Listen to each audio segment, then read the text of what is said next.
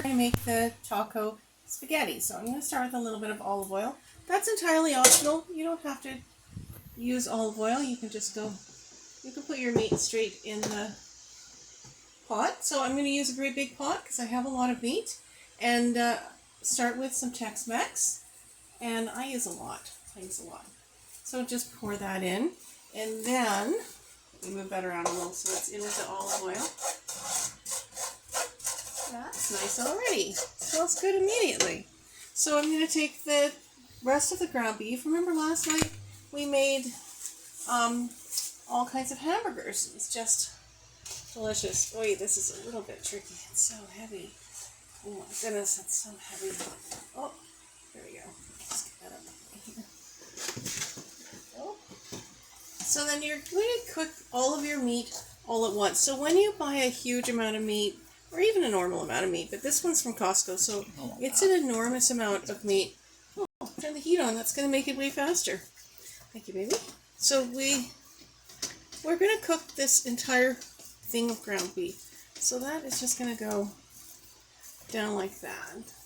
And once I get that kind of moved around, I'm going to add all our spices.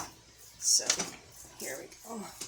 So those are spices on the bottom, and now put the spices on the top. So a lot more Tex-Mex. So this is how I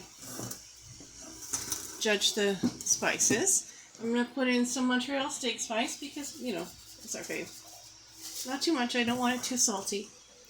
And then this is just a new taco seasoning. A little bit of that. So you can see there's a lot of seasoning involved. Normally we use Cajun, but I don't see it on the counter here. So are we all out of Cajun? Yes, that's what I was saying. Oh, darn it. We're all out of Cajun.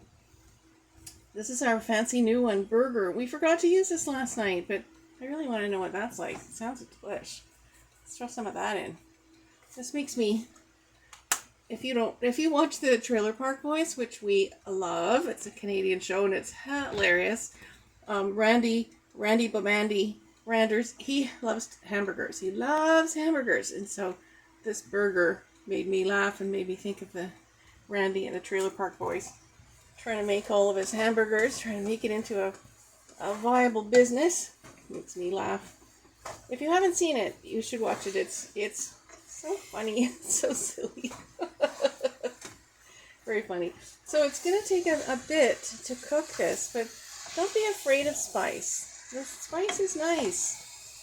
Spice is very nice. So after this meat is cooked, we're going to add 1 can of crushed tomatoes. I don't even buy... You know how they have... Tomato sauces? Like tomato sauce, but it's like a spaghetti blend.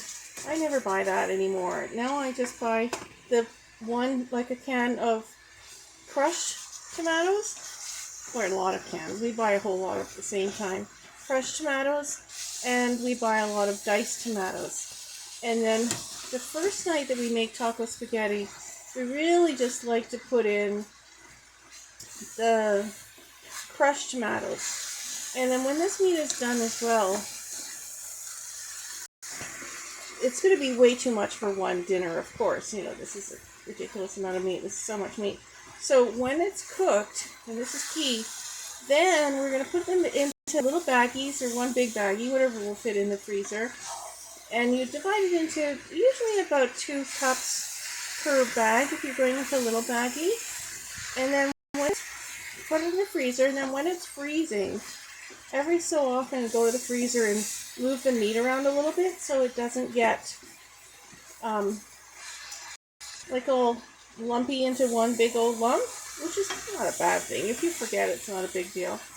But it's very handy to have that all set to go so that you can just quickly make spaghetti some night if you want to just make taco spaghetti.